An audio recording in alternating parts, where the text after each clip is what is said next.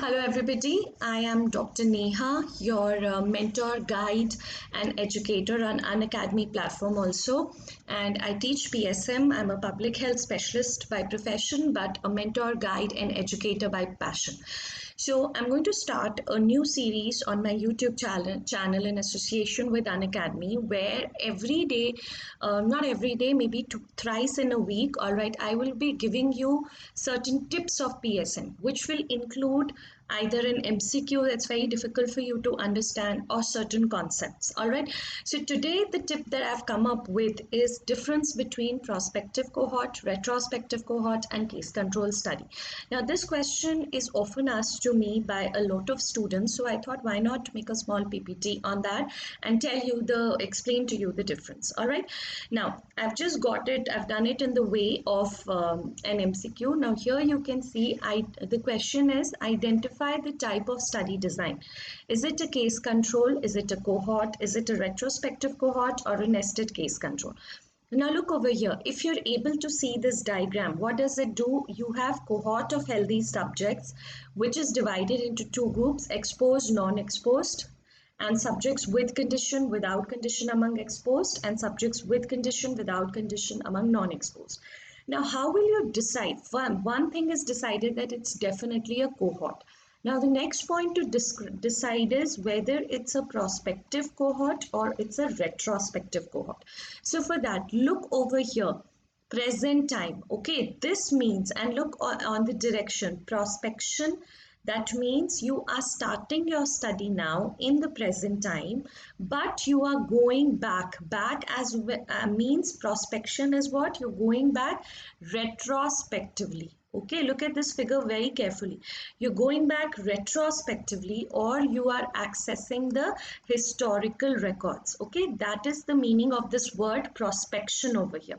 So you go back, suppose you have started your study in 2020, okay, among a cohort of individuals who were admitted in a university. Say this cohort of healthy subjects who were in this cohort of healthy subjects who were admitted in a university took admission was say 2010. You have started your study in the present time, which is 2020. Now look at this arrow. This is a prospection arrow, which means you're going retrospectively and using historical records, okay, some registers from this university, something that is available to you, and you've divided your groups into exposed and non-exposed. But what you're doing after accessing those records, you look at this investigation direction, it's forward. So you're coming back in 2020, and in 2020, which is means the present time, you are determining how many children, how many students who were exposed to a particular, say, we are talking about smoking and cardiovascular diseases. So who had smoked in 2010 and who did not smoke in 2010, you access their data from past records and you are determining the outcome at the present time only, that how many have developed a cardiovascular disease or not.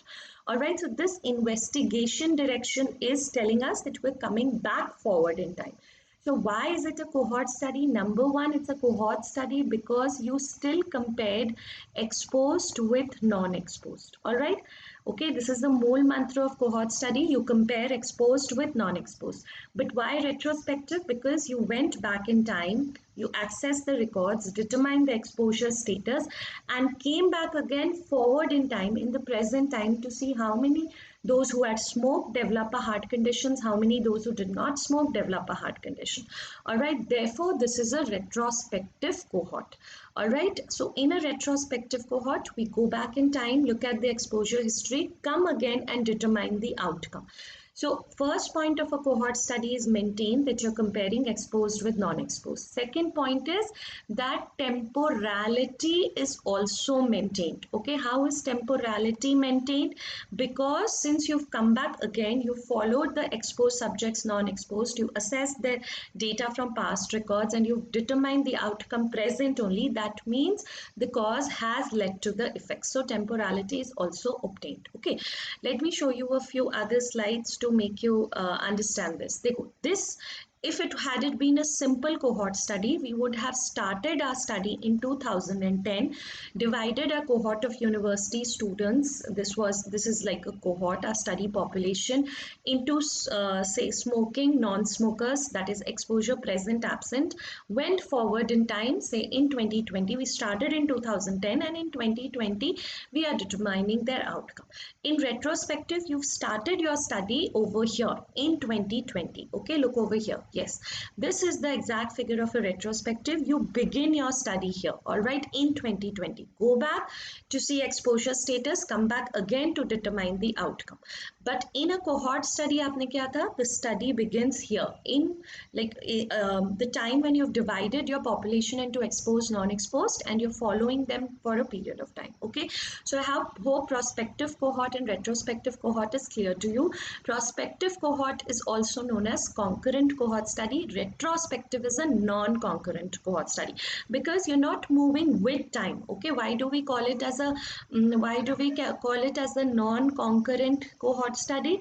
Because we are not moving forward with time. We went back, assessed the history, came back again to the present time and determined the outcome. All right, this is a very beautiful example. This is exactly given in Leon Goddess, the book which we use for epidemiological study design. So यहाँ पे देखो retrospective how it is. Look over here. Suppose that we began a study on association between smoking habit and lung cancer in 2008. You began.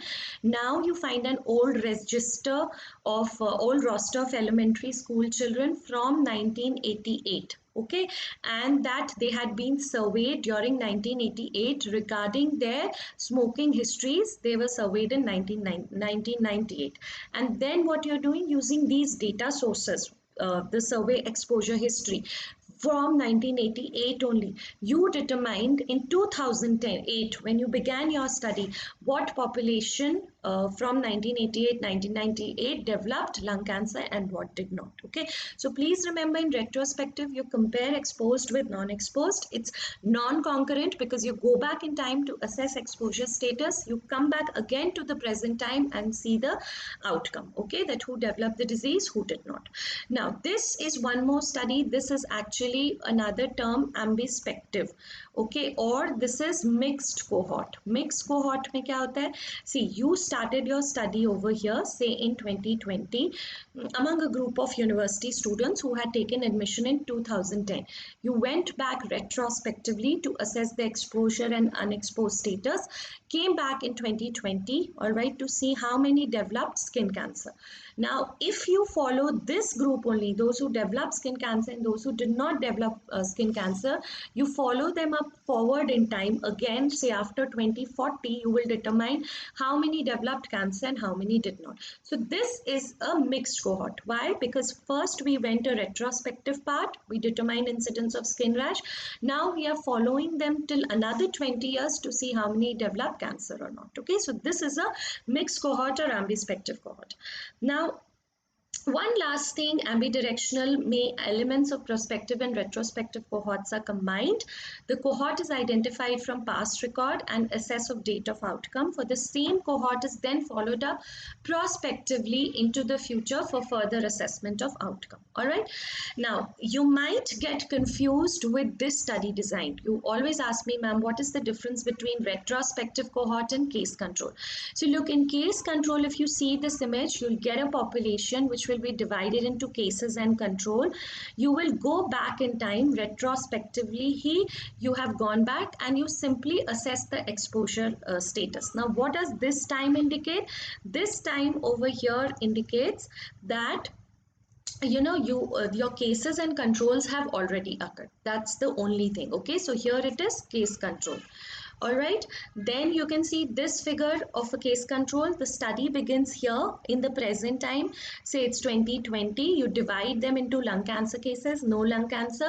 Go back retrospectively to find smoking present, absent, and not. So you simply determine the exposure status and you're going to stop over here. All right, one more question I've put for you. Retrospective cohort studies are characterized by all the following except. So the option A is study groups are exposed and non-experts, definitely it is true. All right. Incidence rates are compared, yes, because in both, like I taught you, temporality is maintained. Okay, you coming back. So after determining exposure status in retrospective study, you come back to the present time and find out how many developed, say, heart disease, how many did not. So you are still calculating the incidence rate only. Strength of association, whether it's a prospective cohort or retrospective, will be relative risk. Now look over here. The required sample size is smaller than that needed for a concurrent study. No, this is false. Okay, so this is not a feature. The sample size is similar to that needed. It's not like we have to take a smaller sample size. The more the sample size, the better. All right, so this was about retrospective cohort study. I hope you've understood major, keeping those images in mind: prospective cohort or concurrent cohort, retrospective cohort or non-concurrent cohort, and case control study. Okay, one last thing, the secret to getting ahead is getting started. As students, please don't lose your motivation, your strength to keep studying. So as for myself, if you want to access my recorded lectures, if you want to access my classes, you can join me at an academy.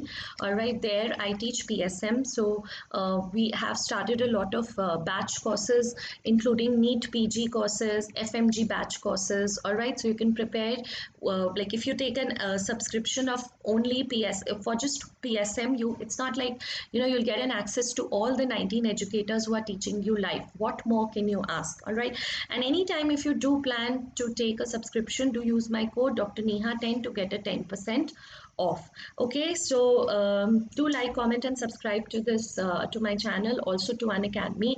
It's one of the best learning platforms for all competitive examinations. I hope this PSM tip series will be of useful to all of you, and I'll come again with another difficult question that you face to answer. Thank you so much for watching, and I'll be back again soon.